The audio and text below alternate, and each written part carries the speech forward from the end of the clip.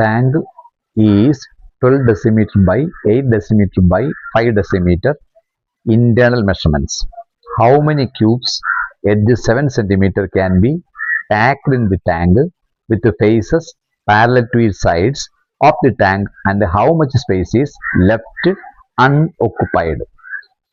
ഒരു ടാങ്കിന്റെ measurements 12 decimetre by 8 decimetre by 5 decimetre എന്ന് വെച്ചാൽ ടാങ്കിന്റെ ലെന്തും ബ്രെഡ്ത്തും ഹൈറ്റും ആണ്. എന്ന് വെച്ചാൽ ക്യൂബോയിഡ് ഷേപ്പിലാണ് ടാങ്ക് നിൽക്കുന്നത്.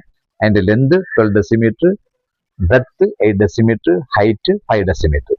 ഇതിനകത്ത് how many cubes edge 7 centimetre can be packed in the tank with faces parallel to the sides of the tank.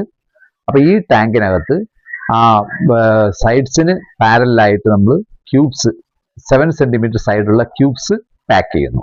അങ്ങനെയാണെങ്കിൽ എത്ര ക്യൂബ്സ് പാക്ക് ചെയ്യാം എന്നാണ് ചോദിച്ചേക്കുന്നത്. And how much space is left അൺഒക്കുപ്പൈഡ്.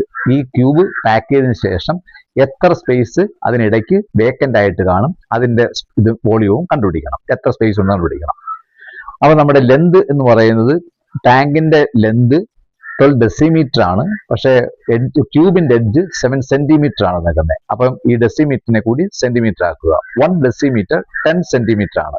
അപ്പോൾ 12 into 10 120 സെന്റിമീറ്റർ ആണ് length. Breadth 8 into 10 80 centimetre. അതുപോലെ height 5 decimetre ആണ്. അപ്പോൾ 5 into 10 50 സെന്റിമീറ്റർ ആണ്. ഇനി നമുക്ക് ഈ ലെന്ത് വൈസ് എത്ര ക്യൂബ് വയ്ക്കാമെന്ന് നോക്കണം. അതിന്റെ ബ്രെഡ്ത്ത് വൈസിൽ എത്ര വയ്ക്കാം, അതുപോലെ തന്നെ ഹൈറ്റ് വൈസ് എത്ര വയ്ക്കാൻ പറ്റും. ലെന്ത് 120 സെന്റിമീറ്റർ ആണ്. ക്യൂബിന്റെ സൈഡ് 7 ആണ്. 120യെ 7 കൊണ്ട് ഡിവൈഡ് ചെയ്യുക. അതിന്റെ ഇന്റഗ്രൽ പാർട്ട് എടുക്കുക. അപ്പോൾ 120/7 എത്രയാ വരുന്നത്? 7. 12 1 ടൈംസ്, ബാലൻസ് 5. 50 7 7 49, ബാലൻസ് 1 വരും. ഇതിന് ഫ്രാക്ഷനിലേക്ക് പോകും. അപ്പൊ 17 ക്യൂബ്സ് ആണ് ലെന്ത് വൈസ് എടുക്കാവുന്നത്. ഇനി ബ്രെഡ്ത്ത് വൈസ് എടുക്കാവുന്നത്, ബ്രെഡ്ത്ത് 80 സെന്റിമീറ്റർ ആണ്. 80യെ 7 കൊണ്ട് ഡിവൈഡ് ചെയ്യുക. 11 7 77, പിന്നെ പോയിട്ട് ബാലൻസ് 3 പോവും. അപ്പൊ അത് ഫ്രാക്ഷൻ ആയിട്ട് പോകും. അപ്പൊ 11 ആണ് ബ്രെഡ്ത്ത് വൈസ് എടുക്കാവുന്നത്. ഇനി ഹൈറ്റ് വൈസ് എടുക്കാവുന്നത് 50/7, ദാറ്റ് ഈസ് ഈക്വൽ ടു 7 7 49 7. അപ്പൊ ലെന്ത് വൈസ് 17 ക്യൂബ്സ് എടുക്കാം, breadth wise 11 cubes, height wise 7 cubes. അപ്പൊ ടോട്ടൽ നമ്പർ ഓഫ് ക്യൂബ്സ് എന്ന് പറയുന്നത് ഇതെല്ലാം കൂടി ഇൻഡ് ചെയ്യുക. Length wise, breadth wise, height wise കിടക്കുന്ന ഇത് എണ്ണം ഇൻഡ് ചെയ്യണം. അപ്പൊ 17 into 11 into 7, that is equal to 1309 cubes ആണ് നമുക്ക് എടുക്കാവുന്നത്.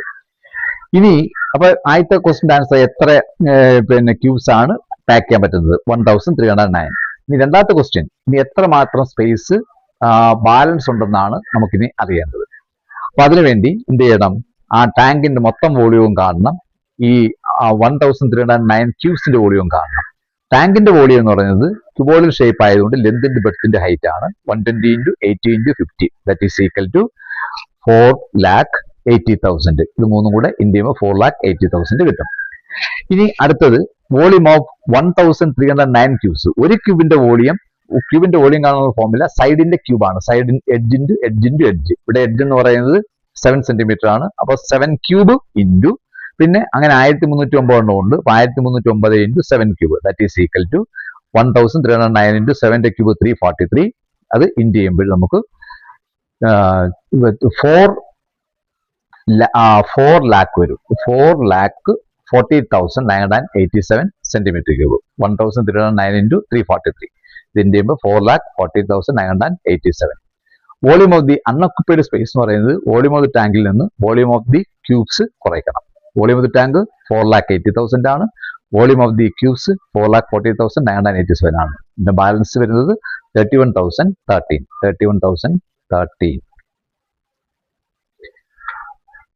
അപ്പം അതാണ് ആൻസർ.